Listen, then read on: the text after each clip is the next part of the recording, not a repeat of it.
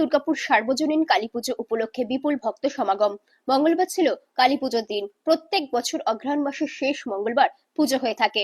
এই দিন সকাল থেকে মুর্শিদাবাদ জেলার বিভিন্ন প্রান্তের পাশাপাশি জেলার বাইরে থেকে এমনকি অন্য রাজ্য থেকেও কিছু কিছু মানুষ এখানে মানত করে পুজো দিতে আসেন। বিকেল হতে বিভিন্ন জায়গা থেকে আসা ভক্তদের ভিড় বাড়তে থাকে। কনকনে ঠান্ডা উপেক্ষা করে মেলায় মানুষের ভিড় লক্ষ্য করা যায়। স্থানীয় চর দুর্গাপুর এলাকার বাসিন্দাদের দাবি, এটা জাগ্রত কালী। এখানে যারা মানত করেন তাদের বেশিরভাগেরই মনের আশা পূরণ হয়। অনেকেই এখানে মানত করে চাকরি পেয়েছেন, কারোর বা কঠিন অসুখ সেরে গিয়েছে। অনেকেই নিঃসন্তান থাকার পর মা কালীর কাছে মানত করার পর সন্তানের মুখ দেখতে পেয়েছেন। এরকমই অনেকেই মায়ের কাছে আরাধনা করে মনের আশা পূরণ হওয়ায় তারা খুশি হয়ে এখানে ব্যক্তিগত খরচে মানত পুজো দেন। মঙ্গলবার রাত ৮টা থেকে পুজো আরাধনা শুরু হয়। একাধিক ঢাকের শব্দে পুজো শুরু হয়।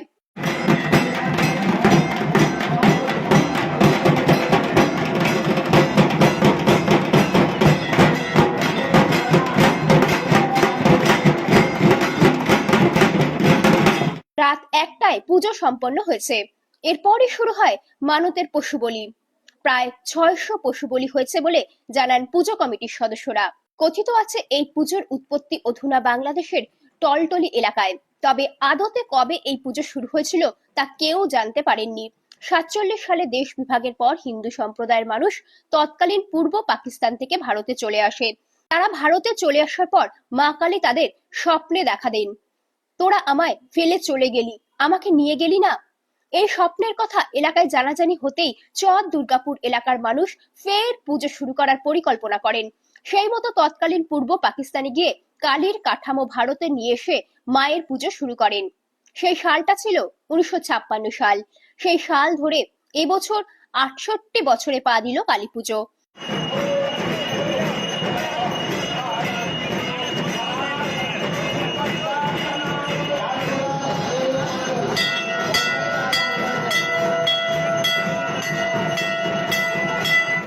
কালী পুজোই নয়, সেই সাথে চলে এক সপ্তাহের মেলা। এখানে নাগরদোলা, ব্রেক ড্যান্স থেকে শুরু করে জিলিপির দোকান, রেস্টুরেন্ট সহ বিভিন্ন খাবারের স্টল, রকমারি দোকান বসে। মেলা শুরু হতেই তা মিলন মেলায় পরিণত হয়। সীমান্তবর্তী হিন্দু ও মুসলমান উভয় সম্প্রদায়ের মানুষ এখানে সমানভাবে অংশগ্রহণ করে। রাত বাড়তেই মেলায় ভিড় বাড়তে থাকে।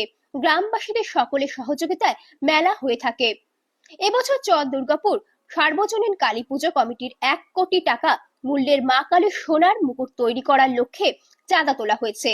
সোনার মুকুট তৈরির লক্ষ্যে চাঁদা সংগ্রহ শুরু হয়েছে। ভক্তদের দেওয়া চাঁদার টাকাতেই ১ কোটি টাকার মা কালীর সোনার মুকুট তৈরি করা হবে বলে জানান মেলা কমিটির কোষাধ্যক্ষ খগেন মণ্ডল। তবে কবে সেটা সম্ভব হবে সেটা ভক্তদের চাঁদার উপর নির্ভর করবে। ব্যুরো রিপোর্ট, আজকাল বার্তা। এই পুজোটা প্রথমে বাংলাদেশের টলটলি পাড়ায় হতো। যখন ভারত বাংলা ভাগ হয়েছে তখন আমাদের এখানে আমরা নিয়ে চলে যেতে, সেই থেকে আমাদের এখানে হচ্ছে। আর কবে থেকে সৃষ্টি হয়েছে সেটা আমরাও বলতে পারবো না, আমার বাবারাও বলতে পারবে না। কারণ এই পুজোটাই মানুষ যে যা মানত করে তার মনস্কামনা পূর্ণ হয়। এই কারণে আমাদের এই মেলাটাই অনেক মানুষের সমাগম হয়। এখানে ভারত বাংলা ভাগ হওয়ার পর থেকেই করছি। হ্যাঁ, এই মেলাটি এমনি লাইসেন্স প্রাপ্ত মেলা ৪ দিনের হয়। মেলাটি ১৫ দিন পর্যন্ত থাকে সাধারণ দোকান পাশে।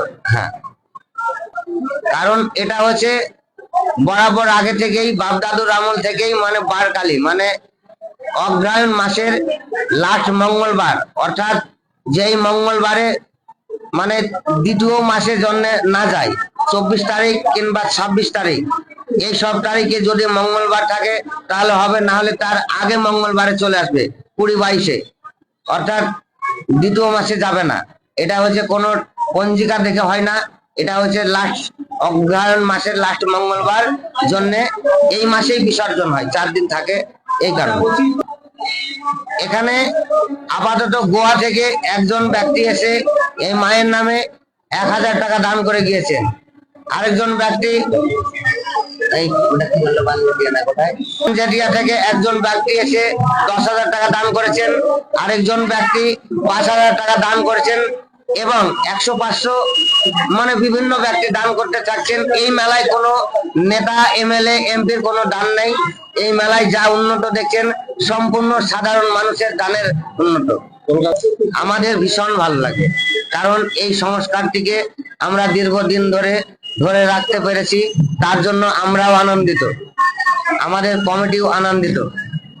আমরা সোনার মুকুটের জন্য আমরা গিয়েছিলাম, অর্থের কম হয়ে গিয়েছে, ওই কারণে আমরা পারিনি, তবে আমরা চেষ্টা চালাচ্ছি আর কয়েক বছরের মধ্যে হয়তো পেরে নিতে পারবো। কারণ সোনার মুকুটে আমাদের 1 কোটি টাকা বাজেট আছে, এবার এত টাকা তো আমাদের পক্ষে সম্ভব নয়।